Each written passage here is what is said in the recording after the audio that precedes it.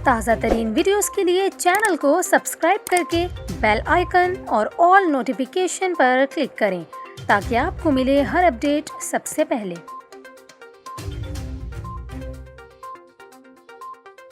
और यहाँ पर आपको खबर दें, कोरोना की 5वीं लहर और केसेस में इजाफे के पेश नज़र सिविल एविएशन अथॉरिटी ने कराची समेत मुल्क भर के एयरपोर्ट्स के लिए नया हुक्मनामा जारी कर दिया।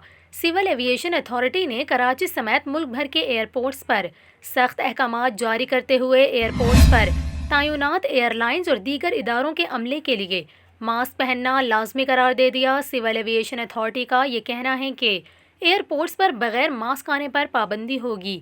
CAA के मुताबिक ओमिक्रॉन वेरिएंट फैलाव के बायस सख्त इकदाम की ज़रूरत है। इसके अलावा सिविल एविएशन अथॉरिटी ने हदायत की है कि मुसाफिरों को भी मास्क के बगैर एयरपोर्ट पर एंट्री नहीं दी जाएगी।